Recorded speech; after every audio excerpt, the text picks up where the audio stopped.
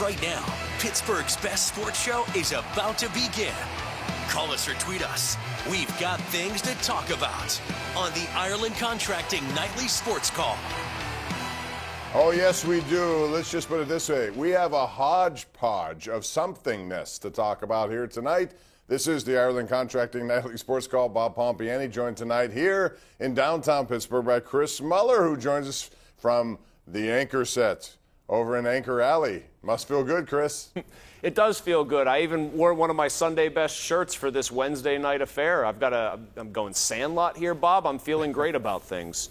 All right, let's talk about the hodgepodge. Dennis Eckersley went on last night. It's going to be a T-shirt. There's no question about that. I saw the Pittsburgh Clothing Company got involved today, and so you'll see that around. But, I mean, he's right. When you look at that lineup last night, it was littered with guys hitting 170, 162. I think Jason DeLay had the best average of the entire unit, and no one knows who he is. So this is a rebuild. Everyone knows it. But where are they, actually? To me, I told the guys on the radio today it was more of a regression than a progression, and I think Dennis Eckersley said what a lot of people nationally are talking about. I think most Pirates fans that heard Dennis Eckersley's comments tended to agree with him. I know some people did close ranks around the team, but I think he hit the mark for a lot of people. And I think you strike at the bigger sort of picture here. Where is this rebuild at? Not in the right spot. The context of what he said about the hodgepodge of nothingness, Bob, was about how the Kansas City Royals, who they had just seen in Boston, where they had been on a road trip, had all their young guys in too, but that there looked to be a semblance of a cohesive plan there. It was all their future guys. This was just a bunch of guys. I think there is real reason for concern about the state of this rebuild. Where's all the starting pitching, Bob?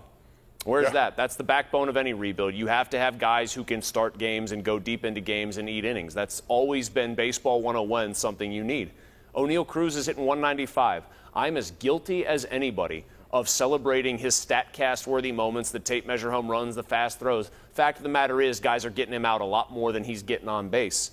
And then where's everybody else? Like, most of these guys that are still supposed to be part of the future are in the minor leagues. So this feels, at least to me, like it's behind schedule. And that lineup that Eckersley was ripping was sort of a microcosm of where it's at. There's not much to be excited about right now. No, and Mitch Keller, who was once thought of as untouchable in trade discussions, I don't know what he is. I still don't know. He was consistent yesterday. Obviously, the velocity was down and probably going to be shut down the rest of the way. I don't know what he is going into next year. I don't know what Brubaker is other than a fourth or a fifth starter like I think Keller is. And then what is Roansy Contreras? Do they have an ace? Tonight. Do they have an ace? Answer that question. No. Do they have a guy that profiles as an obvious anchor? Somebody that's Contreras perhaps, but I don't know enough of him to make that statement yet. Like, they don't have a guy don't you ever watch other teams like Alcantara from Miami and just get jealous that a guy like that is on that team? This guy who's just an absolute wagon for that pitching staff, and there's no anchor here. When was the last time? I mean, do we have to go back 30 years when I was a little kid to Doug Drabeck to find a time where a really good Pirates team, maybe Liriano was an anchor, but he wasn't somebody he was temporary. Right. Burnett was the same thing. They haven't homegrown a guy who's come up through their system who's just dominated. I don't want to hear that Garrett Cole was that player, because Garrett Cole's successes post-Pirates have made me feel worse about his career here in retrospect. So they don't have the pitching. They don't have the top shelf horses, and they really don't seem to have the positional depth either. Ke'Bryan Hayes, anybody? No, he's taking a step back. There's no question about that. Now his back's bothering him. I mean, this isn't good. This isn't good right now. You got to have somebody who has some power over there. You absolutely do. His defense is great, fine, but you got to be more than that. Who plays first base? We had a guy last night who I never even heard of play first base. And was it Kevin Padlo? Was that the guy we're thinking of? Padlo.